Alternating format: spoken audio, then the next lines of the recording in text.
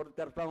جیسے امام نے کہا تھا مغل کے سامنے کہ اہل بیت سے محبت فرض اور واجب ہے، اس پر اجر ملے گا. اور اللہ کے رسول وصیت کر کے گئے کہ میرے بعد یہ قرآن ہے اور یہ میرے اہل بیت، اس سے چمٹے رہو بھائی. یہ شیعہ سنی بات نہیں.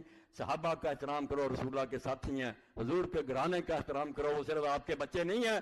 یقین جانو آل محمد اور آل ابراہیم کا ذکر درود شریف میں اکٹھا کیا ہوا. ابراہیم علیہ السلام انبیاء میں سے ایک ہیں جن کا ابوالکلام لکھتے جن کی اولاد نے ساتھ دیا، ورنہ کئی نبیوں کی اولاد نے ساتھ نہیں دیا. وہاں ابراہیم اور اسحاق آپ کے ساتھ تھے، ابراہیم علیہ السلام. اور یہاں بھی جو ہے حضرت رسول خدا کے بعد حسن اور حسین کا وہی طریقہ تھا، اس لیے فرمایا، اس لیے اکٹھا کیا کہ ان کی آل بھی دین میں ساتھ تھی. یہاں بھی حضور کی آل، یہ صرف ہم اولاد ہونے سے نہیں مان رہے، حضور کے نقش قدم پر چلتے تھے. اور اسی لیے آپ نے جنت کے جوانوں کو سردار کہا، ان کی ماں کو جنت کی عورتوں کی سردار کہا، اور علی کو کہا کہ اپنے دونوں بیٹوں سے بھی اعلیٰ ہوگا. اللہ مجھے اسی پر موت دے اور اسی پر زندہ رکھے. جو اس کو نہیں مانتا میں اس کا معاملہ اللہ کے سپرد کرتا ہوں.